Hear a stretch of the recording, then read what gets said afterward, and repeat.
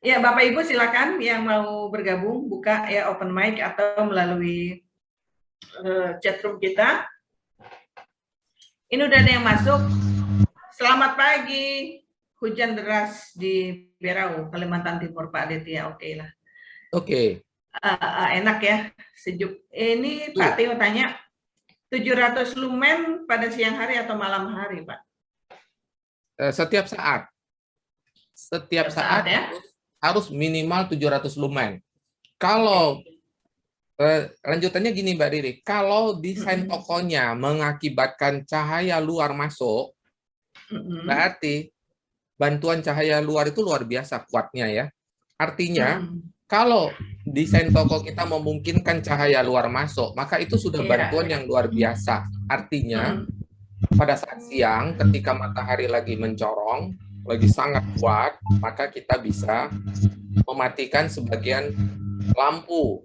Ya. Nah, karena itulah pengetahuan kita tentang pencahayaan ini membuat kita ketika mendesain toko, kita sudah mengatur tata cahaya kita. Supaya apa? Ya. Supaya kita bisa berhemat. Contoh, jika lagi siang hari, ketika matahari lagi masuk, kan ada titik lampu yang boleh kita matikan. Berarti kita hemat kan? Nah, bayangkan kalau Anda tidak mendesain titik lampu Anda, ketika siang Anda matikan, ada daerah yang butuh lampu tetap karena daerah-daerah tertentu tidak terkena masukan sinar matahari, sehingga tetap butuh lampunya dinyalakan. Tapi ketika Anda matikan, mati semua satu toko. Tidak bisa. Toko Anda tetap gelap gulita, hanya titik-titik tertentu yang dapat sinar matahari. Ya, paham yang maksud saya ya? Kalau kita merancang toko, kita bisa membuka titik-titik di mana cahaya bisa masuk. Saya akan merancang seperti itu. Seperti rumah saya saja, ini rumah saya tanahnya panjang. Ada titik-titik yang saya tahu banget pasti akan gelap. Saya bikin lubang cahaya yang besar, sehingga kalau siang tidak ada satupun lampu menyala di rumah saya, tapi rumahnya terang. Nah, itu maksudnya. Ya, walaupun ada yang membutuhkan, tetap kita bisa nyalakan tempat-tempat yang tidak masuk. Contohnya apa? Di kamar belakang yang tidak masuk cahaya, tapi kamar luar asli saya tidak butuh menyalakan lampu. Kamar mandi tidak butuh lampu siang hari. Kenapa? Cahaya masuk. Itu contohnya. Ada lagi, Mbak Riri? Ya, ini ada Bapak M. Halil yang juga sudah raise hand kayaknya ya. Silakan deh, dibuka aja. Banyak yang raise. Silakan, buka mic aja. Yang angkat tangan. Pak M. Halil? Yang mana? Dia yang atas. Pojok atas. Ini yang Virgin. F Ginting. Apa nih? F Ginting, V Ginting. Ya, halo. Ya, harusnya menggunakan nama aslinya ya, jangan menggunakan nama topnya ya, nama panggung. Nama email ini. Ya, saya Venture. Kenapa ya? Venture. Ya. Venture Ginting. Sorry, ya Venture Ginting. Silakan. Saya ingin tanyakan Pak, apakah penerangan ini berlaku juga untuk bisnis yang non retail, misalnya seperti restoran, salon atau skincare gitu Pak ya? Terima kasih Pak. Maaf, kalau salon bukan retail yang kita pada umumnya ya. Salon retail, tapi retail untuk service ya, service retail ya, jasa pelayanan service pelayanan yang untuk orang per orang. Kita memang retail, tetapi dia bukan retail eceran barang, bukan merchandise yang kita jual, tetapi jasa. Lalu restoran apakah retail? Bukan. Restoran itu food and beverages industry. Ya, mereka punya pakemnya sendiri. Tidak bisa kita pukul rata dengan jualan barang. Beda ya, orang ke restoran itu bukan mau beli barang, mau makan, menikmati suasana. Ada ambience nggak? Ada. Restoran juga punya ambience. Tapi tuntutan terhadap ambience restoran berbeda dengan tuntutan retail, produk barang dagangan. Restoran punya ambience, yes. Contoh, ada orang yang senang restoran yang cahayanya remang-remang. Ada. Saya nggak suka. Kalau saya lihat restoran remang-remang, saya nggak jadi masuk. Kenapa? Saya nggak suka. Ambience-nya saya Gelap tidak ya? suka. Gelap nggak suka. Makan kok gelap-gelap. Apaan sih? Gitu ya. Nah, tapi ada orang yang suka. Ya, cuman ada sebatang lilin, candlelight, dan ini dan itu. Mungkin tujuannya berbeda ya. Bukan untuk bicara bisnis, tapi untuk bicara romance ya. Tapi kalau kita bicara bisnis meeting, dinner, lunch, kita cari tempat yang terang ya, kita bisa lihat orangnya, bisa lihat mimik mukanya dan sebagainya. Tergantung kebutuhan. Yang jelas restoran juga punya ambience. Tetapi yang kita sedang bahas tidak membahas restoran punya ya. Itu bukan area yang ingin kita bahas hari ini. Kita fokus ke bisnis retail yang menjual barang, gitu ya. Oke. Ada? Gitu ya, Pak Tadi Pence. siapa lagi yang mau angkat tangan? Tadi saya ada lihat. Terima kasih, Pak. Sama-sama. Ya, oke. Siapa lagi tadi yang angkat tangan? Ya, ini sambil saya bacakan juga chat kita ya dari Pak M. Holil. Apakah lampu neon apa nih TI ragam warna sampai sekarang ini masih relevan? Neon yang mana ini? Yang dimaksud? Yang berwarna-warni, Oke. Coba Mbak Riri. Dia ngomong apa? Ya, sebentar.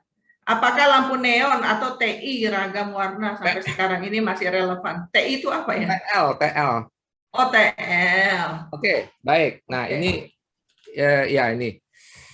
Hati-hati memilih jenis lampu ya. Zaman dulu kita ada dengar lampu hemat energi ya. Ingat nggak? Zaman dulu. LED. Belum zaman LED. Lampu hemat energi yang lampu ulir gitu loh, bentuknya gini. Nah, yang lampunya bentuknya gini itu Mbak Riri. Iya. Ada lagi yang, nah, ingat nggak? Lampu hemat energi yang model-model gini. Iya. Ini jangan dipakai lagi ya. Jangan dipakai lagi. Ada lagi yang pasang begini. Wah, yang besar sekali itu Mbak Riri. Ini besar sekali. Sampai, pokoknya kalau kita lihat tuh sakit. Mata tuh sakit. Ini sakit sekali di mata. Tapi herannya, wattnya tinggi ya. Ini wattnya tinggi. Tinggi ini. Saya baca, wattnya tinggi. Katanya hemat energi. Makanya LED sekarang di bawahnya lampu ini sekarang konsumsinya.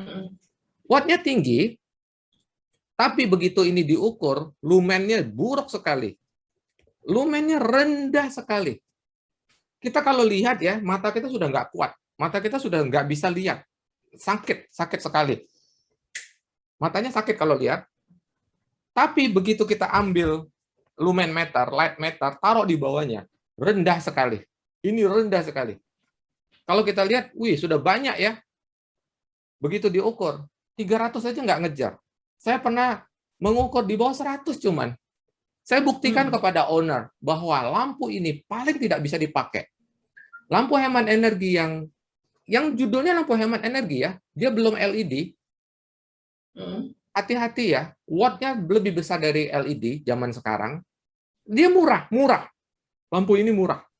Tapi pencahayaan yang dia berikan buruk sekali. Lumennya sangat rendah dan setiap barang yang kita taruh di bawahnya jelek. Apalagi kalau Anda jualan fashion. Anda jualan fashion ya, hancur deh. Warna-warna baju Anda tuh turun semua. Nah, seperti teori saya tadi, kita bisa melihat karena ada cahaya yang dipantulkan ke mata kita. Makin kuat cahayanya, makin banyak yang dipantulkan ke mata kita. Mengapa cahaya itu berubah? Karena beberapa jenis lampu tidak memantulkan cahaya ketika dia mengenai barang, dia tidak pantulkan secara baik.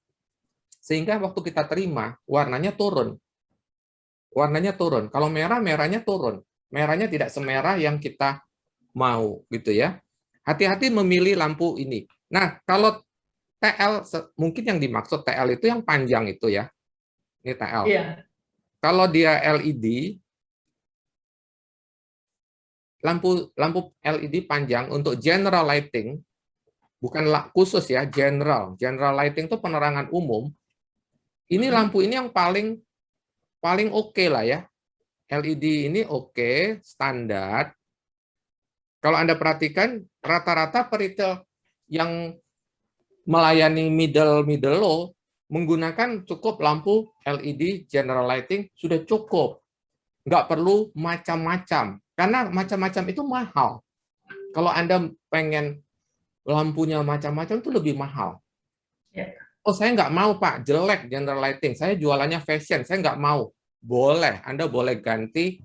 Sekarang banyak sekali LED yang berbentuk panel. Ada yang berbentuk kotak, ada yang berbentuk lingkaran. Tapi dia masuk ke dinding, ya, masuk ke plafon. Ini namanya panel LED. Nah, itu. Ini kita lagi ngomong general lighting ya, general lighting. Ya. Penerangan umum. Anda yang paling sederhana tentu gunakan lampu TL atau lampu batang. Karena TL sendiri sudah istilah yang tidak tepat ya, karena TL ini kan istilah zaman waktu masih fluoresen itu, lampu TL. Ya, tapi kita sudah terbiasa lampu batang panjang itu kita bilang lampu TL gitu ya. Lampu batang itu ya. Nah, kalau Anda tidak mau, aduh Pak, batang-batang gitu jelek di toko saya jualannya fashion. Ya, Anda bisa gunakan panel. Panel itu panel LED. Nah, berapa titik Anda harus pasang? Kalau ini cahaya lantai toko Anda, kalau Anda pasang panel, ya Anda harus hitung nih. Anda benar-benar harus hitung seberapa rapat, seberapa tinggi, perhitungannya banyak ya, seberapa tinggi plafon Anda dengan lantai, seberapa Anda harus dekat. Ini harus beneran dihitung. Anda tidak bisa ngarang ya, Anda tidak bisa tebak-tebak. Anda rancang toko Anda, kalau saya pasang lampu jenis ini, saya mesti seberapa rapat ini loh, yang disebut seberapa rapat itu ini loh, jarak antar ini. Nah, gitu. Ini seberapa rapat sih row-nya itu, baris-baris lampu itu. Karena kalau Anda terlalu renggang, waktu Anda ukur, Anda tidak dapat 700. Bisa turun di bawahnya. Kalau Anda pelit, tadi ya pelit itu yang satu toko besar isinya cuma 4 titik, 6 titik. Coba diukur. Saya jamin nggak sampai 100. 80 lumen. Coba rasakan 80 lumen. Bandingin dengan minimum yang saya sarankan, 300 itu minimum. Belakangan saya cari tahu standar dunia bukan 300. Dulu 300 saya izinkan, kenapa? Berbagai pertimbangan, hemat lah, apa segala macam, 300 cukup lah. Tapi standar dunia enggak, 700. Lalu ketika saya cek ke kompetitor kalian itu yang tokonya sudah 15.000, 16.000, mereka minimum 700. 700 minimum. Kalau nggak percaya, masuk ke toko dia, nyalakan light meter, ukur. Coba lihat, berapa? 700 lumen minimum. Baik, jadi hati-hati ketika memilih jenis lampu. Yang saya hari ini dengan tegas mengatakan, jangan dipakai adalah lampu hemat energi. Yang entah bentuknya masih itu, corong gitu, ada sticknya itu, ataupun yang masih ulir-ulir itu. Dan belakangan mereka pasang yang besar sekali, Mbak Riri. Dia pikirkan, wah pokoknya kalau besar pasti terang ya. Enggak begitu ceritanya. Dia besar, wattnya tinggi, tapi wattnya di atas 100 watt loh, satu itu. Tapi cahaya ketika kita ukur, cahayanya lemah sekali. Jadi boros iya, mahal iya, waktu belinya mahal, bayar listriknya mahal juga karena wattnya masih tinggi, tetapi hasilnya nggak sepadan. hasilnya tidak sepadan. Ya. Lagi silakan kalau ada pertanyaan. Ya, masih ada pertanyaan. Ini kita tinggal 4 menit. Mau Ya. lanjut atau minggu depan? Pak Aditya Happy Kurniawan. Pasti nggak cukup, Mbak Riri. Saya jamin nggak cukup. Iya. Ya, Oke. silakan. Pak Adit nanya Pak apa? Guswai, adakah tips atau trik untuk membuat produk di rak selalu rapi dengan tingkat lalu lintas pelanggan yang ramai? Oh, percayalah dengan saya bahwa keramaian itu tidak ada hubungannya dengan kerapian. Kerapian itu hubungannya dengan SOP, dengan standar operating procedure Bapak.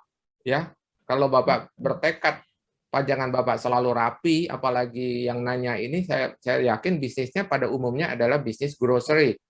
Bisnis grocery itu bisnis yang relatif sederhana untuk rapi, kecuali Anda bisnisnya fashion, ya. Sementara saya sudah membuktikan di salah satu klien saya yang bisnisnya fashion jualan baju. Ketika saya datang pertama kali ke tempat beliau, ini saya tidak ngarang ya, barangkali orangnya juga ada di dalam ruangan kita ini. Saya melihat tokonya itu mirip pasar, ya. Tokonya rapi, ada raknya rapi, tapi barang di atasnya itu seperti dari ujung ke ujung itu rak obral semua. Kenapa? Karena tidak ada satupun barang dalam keadaan rapi, ya. Mau yang gantung, mau yang lipat, apalagi yang lipat ya, yang lipat asli.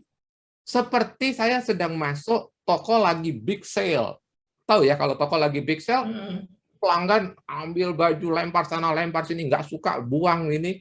Nah, seperti itulah. Tokonya seperti toko sedang habis big sale.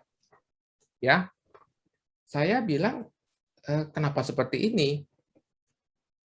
Ya, mirip seperti yang Pak Aditya bilang tadi. Tokonya rame, barang saya nggak pernah rapi. Enggak, itu mitos. Itu mitos ya. Mitos yang kalau Anda teruskan, dia akan menjadi legenda. Jangan sampai si mitos jadi legenda ya, hati-hati. Oke. Saya kasih ceritanya ini. Saya datang, saya bilang nggak bisa, nggak begitu. Toko tetap harus dijaga kerapiannya. Buktinya di akhir kunjungan saya, beberapa saat sebelum saya meninggalkan mereka untuk pulang ke Jakarta, saya melihat tokonya bisa rapi. Tokonya rapi. Bisa. Jualan baju loh, Mbak Riri, jualan baju, tapi bisa rapi. Dan yang paling penting, yang Bapak Ibu pasti pengen dengar, yaitu kalau tokonya rapi, hasilnya apa Pak memangnya? Emang kenapa harus rapi? Omsetnya bagus. Udah, itu aja. Hanya dengan merapikan display, merapikan pajangan dengan prinsip-prinsip yang sangat sederhana, tokonya jadi omsetnya naik. Oke. Omsetnya naik. Nah, waktunya juga naik nih Mbak Riri, sudah jam 11. Ya, ini kalau yang Pak Fikri katakan, saya sering lihatnya itu memang orang nggak jadi beli, taruh di rak yang bukan semestinya, begitu ya. Ya itu. Dan kita biarkan. Iya, petugas yang harusnya lebih ini ya Pak, ya SOP yang bekerja ya.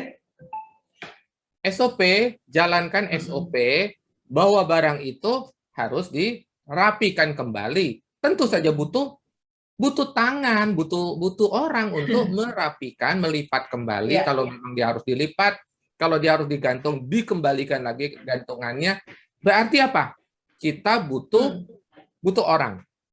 Mengapa? Kalau begitu jadi boros dong. Nah, kalau Anda tidak mau boros, toko Anda jadi berantakan. Kalau Anda bilang mau efisien ya, toko Anda berantakan. Sekarang siapa yang mau memilih barang di tempat yang sudah berantakan? Nggak ada Pak orang yang mau pengen memberantakin lagi. Betul. Tapi masalahnya dampaknya kepada sales ada atau tidak? Tujuan dari visual merchandising, ini barangkali belum tersebutkan secara tegas. Tujuan dari mengapa ada divisi visual merchandising, satu saja. Barang bisa menjual dirinya sendiri. Kenapa? Karena dia sudah didisplay yang membuat dia terlihat Dan Iya. pelanggan bisa pilih sendiri, Mm-mm. baik itu ukuran, model, warna, dan sebagainya. Itulah yang membantu pelanggan bisa memilih sendiri. Tapi Iya. kalau semuanya dalam keadaan berantakan, bagaimana pelanggan bisa menemukan barang dengan gampang? Mm. Barang yang dia cari. Nggak bisa Oke. begitu. Mm. Itu alasannya. Iya. Ya. Baik. Oke. Ini lanjut apa gimana, Pak? Ya, kita akan tentu saja akan mengakhiri pertemuan kita Oke. untuk hari ini. Berarti Kita kita minggu depan lanjutkan lah ya. minggu depan untuk Tolong disiapkan pertanyaannya lagi. ya, minggu depan untuk melanjutkan acara kita lagi. Tetapi secara khusus Mbak Riri, saya minta izin. Saya ingin merayakan ada di antara tamu kita yang ulang tahun hari ini, yaitu siapakah? Yaitu Bapak Hengki Tanoyo. Happy birthday Pak Hengki. Bisa tampil Pak Hengki? Barangkali teman-teman ingin tahu siapakah Pak Hengki Tanoyo? Di manakah beliau? Saya lihat ada Pak Hengki Tanoyo. Adakah? Boleh open mic, Pak? Ada, Pak. Ada, Pak. Ulang tahun ke-17 ya, Pak? Jika berkenan, tampil sebentar, karena teman-teman ingin mengucapkan selamat ulang tahun. Pak Hengki Tanoyo. Ada? Adakah beliau? Masih mute beliau, Pak. Masih mute ya? Ya, sudahlah. Nyanyikan saja ya. Pak Hengki, ditunggu kehadirannya. Oke. Kuenya mana kuenya? Beliau malu-malu sepertinya ya. Jadi kalau beliau malu-malu, kita ucapkan saja selamat ulang tahun. Semoga panjang umur, sehat selalu, bisnisnya makin sukses ya. Amin, amin, amin. Oh ya, Pak Hengki ini adalah salah satu klien saya di Kota Kendari, Sulawesi Tenggara. Oh, Kendari. Kau punya bisnis yang sudah menggurita di sana ya. Iya. Ada brand beauty, ada brand baru, Backsmart, ada B+, dan ada Ceria. Oke. Baik, Mbak Ridi, kita akhiri dengan foto bareng ya. Oke, yuk. Rusli. Dan ingat kita punya Pak Hendra Rusli. Ada beliau? Pak Hendra, Pak Hendra ada. Mengambilkan foto. Foto aja nih. Hadir. Ya. Saya pikir belum bangun Pak Hendra. Sorry, tadi ada paralel meeting juga sih Bu Riri. Oh iya, sibuk ya. Oke. Begitulah. Oke. Salam grow yuk. and prosper. Ya. Grow and prosper. Buka kamera. Mbak Yayu, ya. buka kamera. Ya, Harry, satu. buka kamera. Pak, sorry Pak, masih ada yang buka kamera nih Pak, nambah-nambah nih Pak. Betul, ya, betul. oke. Tunggu buka dulu ya. Takutnya apa geser-geser sih kameranya Pak jadinya nih. Sebentar. Sudah nggak ada lagi ya? Sudah tegang Pak Hendra. Ya. Senyum terbaik. Siap, sudah ya? Nih, Ya. masih buka terus nih, siap.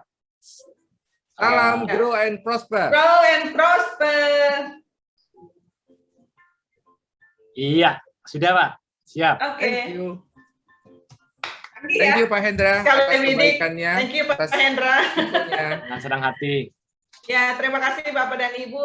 Jadi sepertinya minggu depan kita masih dengan store ambience ya, karena masih cukup banyak yang berminat untuk menggali lebih jauh tema di kesempatan hari ini. Begitu Pak Kris? Iya, karena baru satu kan yang dibahas. Kita belum bahas yang ada beberapa ya. Didengar, yang bisa dicium dan sebagainya. Oke. Tentunya sampai ketemu di episode 26 hari Selasa jam 10 sampai jam 11 siang. Jangan lupa untuk yang baru-baru saja join dengan kita di YouTube-nya ya. Silakan di like, subscribe, komen. Dan kalau membutuhkan ya di-share juga untuk teman-teman yang lain. Dan link-link kita juga boleh diberikan ya Pak. Agar para retail sahabat-sahabat kita lainnya bisa join dan mendapatkan juga ilmu-ilmu yang bermanfaat terkait bidang retail. Terima kasih kebersamaannya Bapak Ibu. Mohon maaf untuk lebih kurangnya. Iya, betul. Sampai ketemu lagi. Saya menambahkan yang ditambahkan ditutup dari Ririt barusan, Bapak Ibu bisa menggunakan materi kita tidak akan disajikan utuh karena berdasarkan apa yang kami lihat tidak ada orang yang akan menonton YouTube channel sampai 1 jam, sehingga kita akan potong segmen-segmen yang Bapak Ibu bisa serap dengan cepat, dengan gampang. Juga Bapak Ibu bisa gunakan untuk materi training, ya. Pilih dari YouTube yang sudah kita potong-potong segmennya itu, ada yang bisa dijadikan materi training, sehingga sangat disarankan Bapak Ibu minta orang-orang Bapak Ibu untuk mendengarkan juga, dan kalau biasanya saya akan minta mereka bikin summary untuk membuktikan bahwa mereka sudah mendengarkan dan apa yang mereka bisa dapat dari materi tersebut. Barangkali kan yang ikut di ruangan ini hanya Bapak Ibu yang punya keleluasaan waktu, sementara banyak teman-teman kita yang tetap harus bertugas sehingga mereka tidak bisa mengikuti seperti kita langsung secara ini. Ya, makanya kita batasi cuma 1 jam, karena juga ada yang menyampaikan, Pak, kalau sampai 1,5 jam itu terlalu lama gitu ya, sehingga mereka juga mana bisa ikut. Nah, sehingga memang sudah sejak lama kita rubah hanya 1 jam. Ya, baik begitu. Terima kasih semuanya atas kebersamaan kita. Sampai jumpa Selasa depan. Ya, terima kasih semuanya yang sudah chat juga ya di chat room kita, Pak Marwanta, Pak Yunanto juga. Terima kasih. Silakan subscribe, like, and share jika Anda memandang materi ini bermanfaat. Sampai kita berjumpa lagi. Salam grow